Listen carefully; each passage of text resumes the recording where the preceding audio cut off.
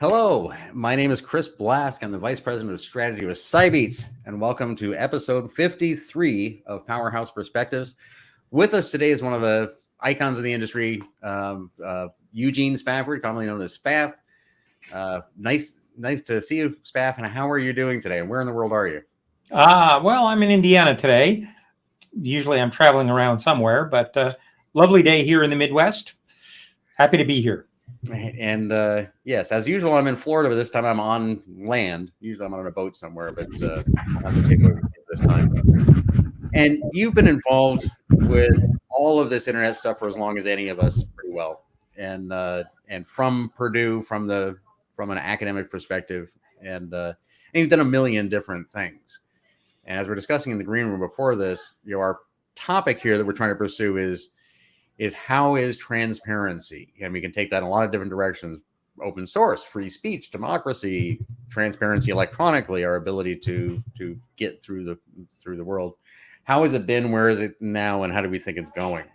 So, Anthony, if you want to put that first question up there, for those of us who remember Usenet, this was sort of the mailing list. This is where I jumped into the internet, without an IP connection, but getting dumps of emails that were news groups so I can avoid work and argue politics and get hunted down by white supremacists and other fun stuff that everybody's used to today. And so I want to get you, as I say, you could take that or some other example, but when you first got into all of this grand communication thing we're putting together, was it simpler or less simple to get clarity, get transparency? How do you see that evolving from that point to where we are now?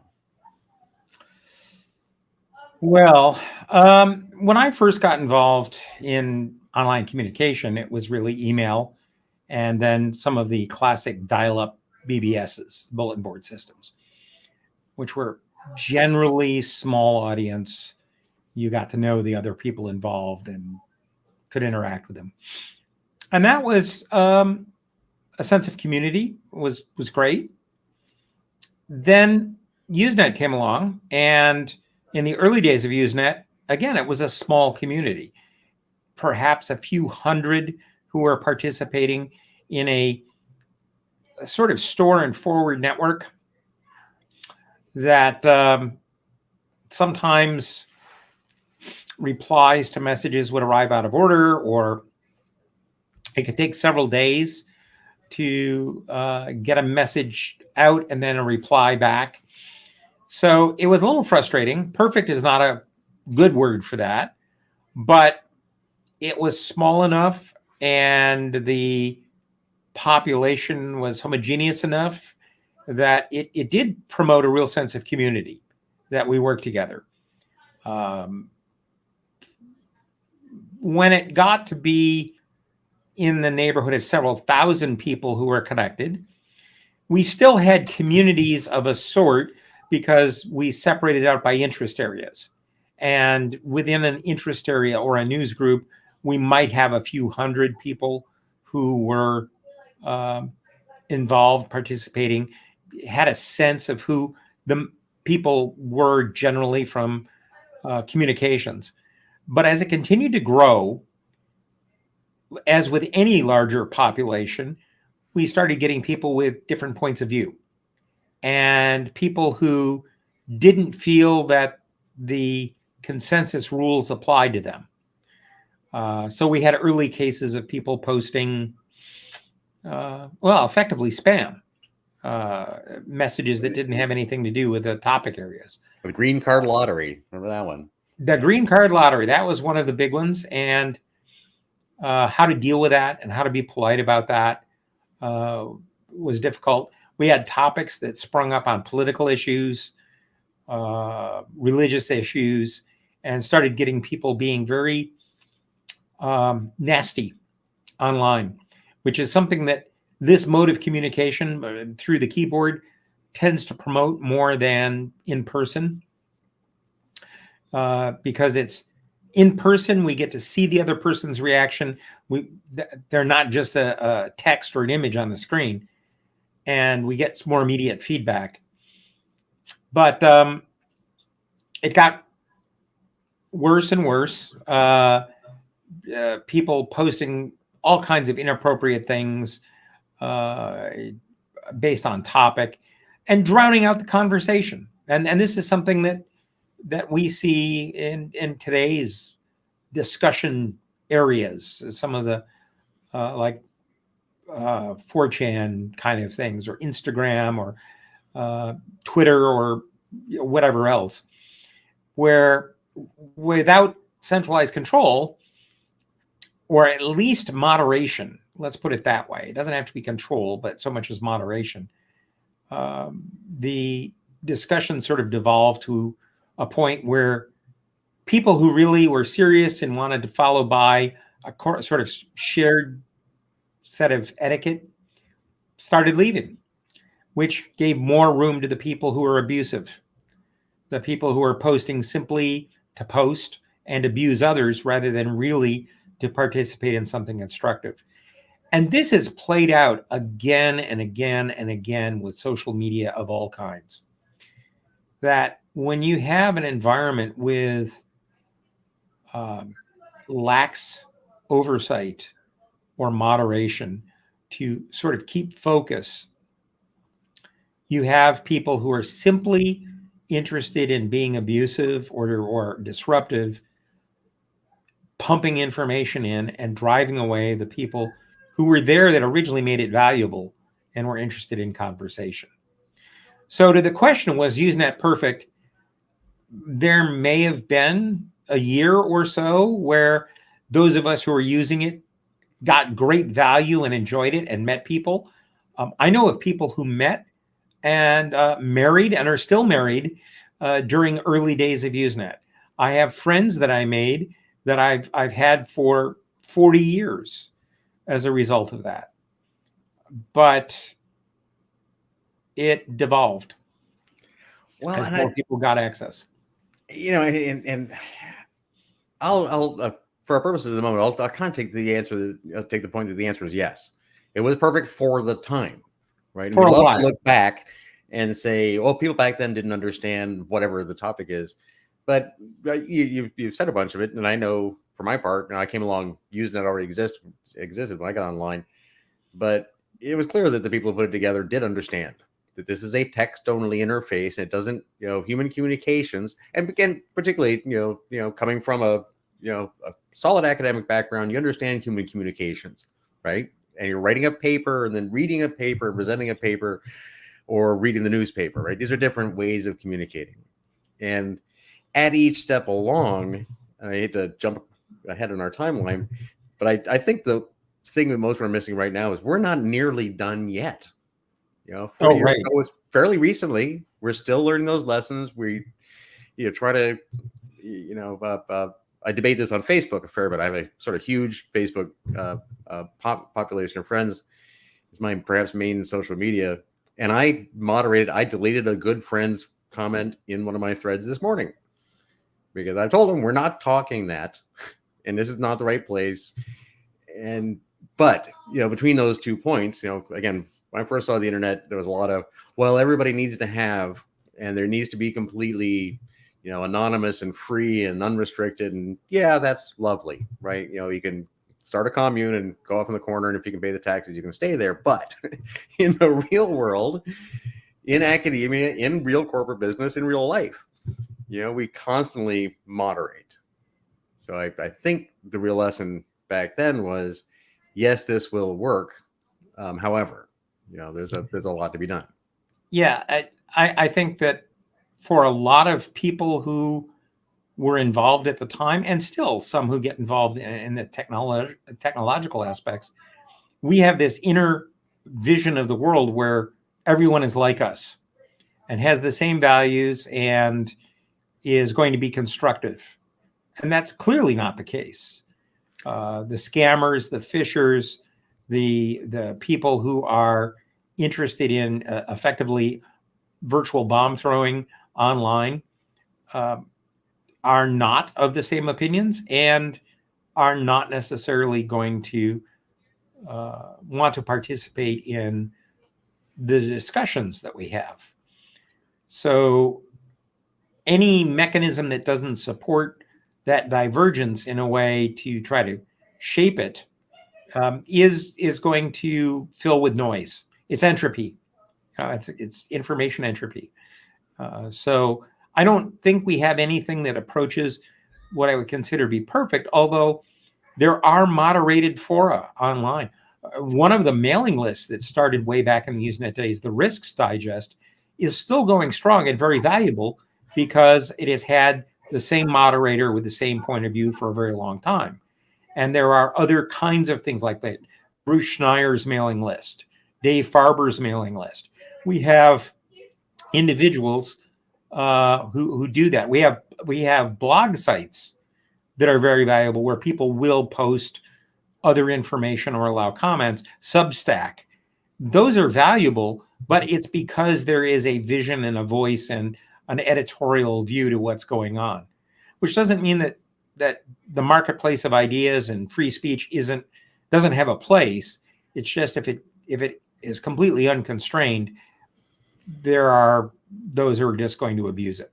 Well, it basically just is entropy at that point, right? Yeah. All of nature has systems and boundaries and so on and so forth. And I think in human discourse and the ideas and mental structures we're all sharing with each other are no different than genetic structures and follow the same sort of rules, right? It is an open universe. However, it divides itself into compartments that are functional for purposes. And I know we're getting so deep into this. If Anthony, you can put the second question up there. We'll try to get to the present. There's a great deal of fear, uncertainty, and doubt in the world these days for lots of reasons. And this is one of them. That the internet is so hard to tell disinformation. Nobody can tell anything. Everybody has a lot of dystopian views. And I won't try to unbias the response. I'm an optimist. I think we're going through interesting times. I think people kind of hate confusion, and when there is some, we tend to drive towards ways to, as we're just discussing, moderate it well enough. I mean, literally moderate some conversations, and work through it. So, where are you at in the present in our information space? Do you see it as I do, sort of at an evolutionary crux? Are we hitting a dead end? Are we in a crisis? Is this just part of the whole pathway to figure out how we do this? Well, it's constantly evolving. There's no doubt about that. We're trying to adapt to a global social experience, the internet by nature reaching so many places. And we're seeing pushback from both political and social entities that are trying to limit who has access or what can be said. It's also being aggressively shaped and controlled by economic interests in some places, often without our realizing it. So much of the shaping of what goes on because behind the scenes with trackers and AI analysis of what we write, and now with some of these stochastic models to create fake images and text that's generated by machine rather than person, mean that we have a whole new set of things that we're going to have to cope with. The underlying question, can we teach the children well? The answer there is sort of, well, what is it we want to teach them? We have divisions in many places about what reality is. That we have people who believe that the earth is flat.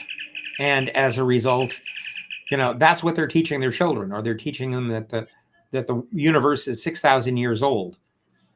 And when you have children who, from an early age, are being taught this by authority figures, many of them are going to get stuck in that going forward. And there are worse. There are racial divides, religious divides, political divides, where children are basically brainwashed into these kinds of things. And so there are some issues as we go forward about how do we reconcile these things in a way that allows us to lay down a basis of truth that people can reason from and become productive in society. We are seeing, for instance, this disturbing view about vaccines are dangerous and medicine can't be trusted, science can't be trusted. That resulted in a massive number of deaths and disability from COVID that really didn't need to happen. And yet there are so many people who buy into this and are undoubtedly teaching that to their children. So we have some problems going forward. Can we teach children well? Yes. It's a question of what it is we teach them. Well, and there's so many points in that. It's interesting. You brought up flat earthers, and it was literally a flat. I have a friend who believes the Earth is flat. Now, other than this, but a couple of, we're all a bit nuts, I suppose. But I've been really clear with them that we're not to discuss this. In my space, when I post something, that is my forum. I've just created a forum. For now, I have editorial and moderation control of it, and I take the responsibility and the blame for that. And I will I will nuke your comments if you put in flat earth stuff in there, because you're not using my space to propagate it, period. And so sure enough, this morning I see this post. Did you know NASA is no, I don't click on, right? And I'm a big, huge fan of moderation. Be clear what your guidelines are, and however you want to handle it, in whatever form you have. But have a boundary, and when at that point, and be wrong. But in the broader topic, I think as we look at this is the way humans have always been. We've always been trained most of the time for almost all of human history, however you want to measure that. You're never going to speak with anyone you didn't grow up with in all your life anyways, right? In the last 100 or 2 years, not just the internet, print and media and travel and so forth, we're finally, as a species, going through this process of figuring out how do we exist without a complete control of local memes, the way people think. And I don't know if you know what the answer is, but I honestly, I'm a Boy Scout, Yankee Doodle dandy, who's traveled the world, and for all the faults we have in this country, I love this, open, and it's got not just the states, but open conversations. Let's argue these things out. Somebody wants to argue that the Earth is flat or these other things I don't agree with, and don't get me started on any anti-vaxxers. Have at it, right? And let's see who can win this in the end. Because I think fundamentally, philosophically, if that's not true, then the whole experiment in freedom, or by definition, is wrong. Maybe we actually, what we're trying to determine is, do we need dictators and authoritarians telling us what to do? And I just don't see evidence to that. I see a lot of evidence the opposite, but I think most people, or the common narrative is that most people feel that we can't handle it. Well, there's a problem here in that, and this goes back to your transparency thesis, that people sort of accept the fact that someone with no education who's able to put up a YouTube video is equally qualified as someone who's had 20 years of a graduate study and clinical experience. And very often the video will be more slickly produced because it's selling something and they put money into it than perhaps the statements by the clinician who's not accustomed to public speaking. And we have people who are judging the correctness of things by what they find online without any ability to actually discern the underlying reality. It's not available to them. And now with some of the stochastic parrots that are out there, the LLMs and DALL-Es and chat GPTs and so on, it's getting even harder for some people to determine what is a valid source.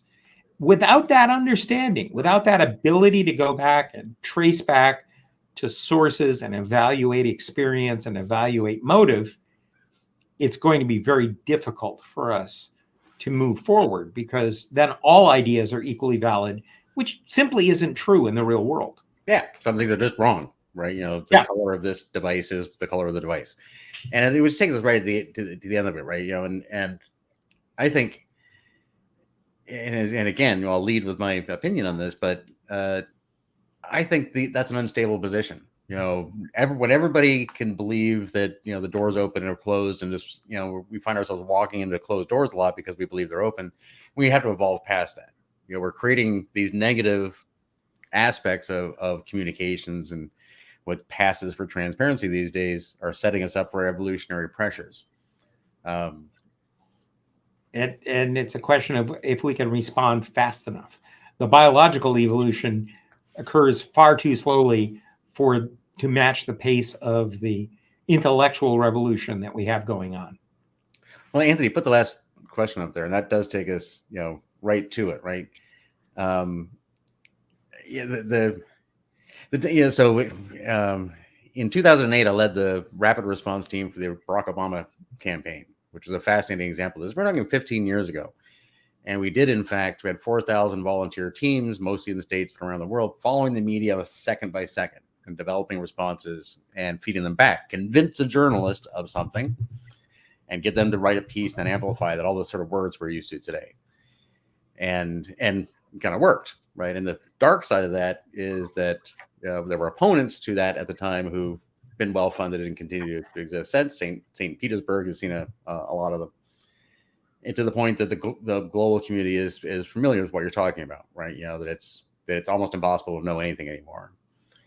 And you may have already answered this one in your last statement, but I guess Fred Cohen. I spent a lot of time with Fred Cohen. It'll take us all the way back to USNET, right? The Good Times virus. Remember the Good Times virus? Oh yeah, I loved that so much because at the time, as a young know nothing landscaper, I'm saying, no, it is a virus. It's not a scam. It's a virus that executes in our heads. And I got shouted down by everybody, right? And of course, Fred did some of the early work on viruses, and I asked him since about that. Was that a virus? It's like, yes, it's a bloody virus. And it's so now, now we sort of have to look forward, and I don't know. So let me bend our sponsor into this, right? So I've spent almost all of my time in cybersecurity right now looking at supply chain security. And right now, just like everything else, where we go through these phases where we say, well, it's really simple. I make a single piece of software. I'm going to create a bill of material, and Spaf, you buy my software. So here I'm going to give it, I'll send it by fax, right? You'll get my document.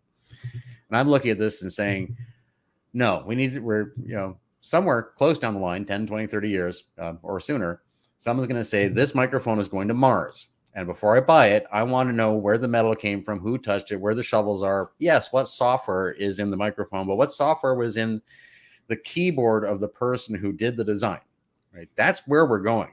If we cannot do that ever, we can't get that sort of timely, rapid response transparency I need to know now, we can't have anything. We won't be able to build or have things at some point in the future, right? So the difficulty we have is that almost everything, I would say almost everything that we depend on in a technological sense in today's life requires trusted parties, often trusted third parties. And as we trusted third parties themselves, right? It goes turtles all the way down. Yep. And as we get more complex layered systems, as we get more participants, there are more parties we need to trust, and we get further removed from the roots of those trust. So how is it that we can verify sufficiently to know? I work in security, and this is a base problem in cybersecurity, is knowing that we can trust something because of its provenance or who vouches for it. And one could argue, well, the government vouches for it. But we've seen instances where maybe there are alternative reasons why they might vouch for something that isn't true. And some governments, such as Russia, make a habit of lying about everything. Right. So what is the root of trust for these things? You're talking about your mic or your keyboard or anything else. And in an age where we have increasing financial reward for people to falsify things and more complex tools to enable convincing looking fakes, and people who are still accustomed to believing what we see and what we hear, the problem gets very, very difficult. So the question, does knowing get easier? No, I think it gets more complex. And we're going to have to develop some new mechanisms for learning how to base our trust and evaluate our risk for a lot of things that now we take for granted. It's not going to be simple. And nonetheless, it's vital because, as you point out, everything, and this is why I said pretty much everything technology touches: food, pharmaceuticals, banking, transportation. Our ability to put trust in things and people is fundamental to our ability to function as a society. And it is increasingly called into question as we expand the horizons and the tools that allow people to falsify things. Right. And I think that's and we don't know. The future is yet unwritten. So we could probably, leave folks for that one. But I think the key words you just said there are must, have to, vital. Right. And this, I don't always know what the answer is to anything any more than the rest of us. I think because of my work in supply chain, I think attestation ecosystems, what all that means is kind of the structural answer to that sort of thing. And it models against how we do things now. Like, I literally don't know exactly who made my food, but I more or less kind of trust, whatever. But it's that, but it's those evolutionary pressures, right? When it gets down to the must and have to, then there's future versions of ourselves or someone ahead who knows how it was done. We just don't know yet. Yeah. Well, your food, we have the FDA, we have state departments. You don't see them, and you may not even think about them, but they're there. And we have that true for a lot of other kind of chains of things, like pharmaceuticals is another one. We're going to have to develop these and learn how to put sufficient trust in them and sufficient capability into them. And this gets back to what you were saying about dictatorial kind of issues. We can't operate on consensus or goodwill for what medications we're taking. We need to have informed, careful study, scientific method. And that means giving authority to some group. If people don't trust the mechanism of authority, then chaos ensues. And we've seen that. So this is an area where socially we're going to have to evolve some. And your question about, does it get easier? No, we're going to have some more instability, I think, until we develop better mechanisms. Maybe not everywhere. There are some places that are kind of well accepted. But if we have the case where we can no longer trust, for instance, that the person piloting our plane has the appropriate background, well, that leads to all kinds of difficulties. Or we can't trust the bank where we're depositing our money. We need to have some trustworthy mechanisms in place, and that's going to take some effort. It is. Well, I thank you for all your time, for all you've done for the industry, personally, and taking the time right now to share all this. We'll have to hope that, airlines like to keep flying, so when we can't trust their pilots, they'll work it out for us. There's too much to do. But thank you very much for your time, and thank everyone for yours. Thank you. All right. Good to be here.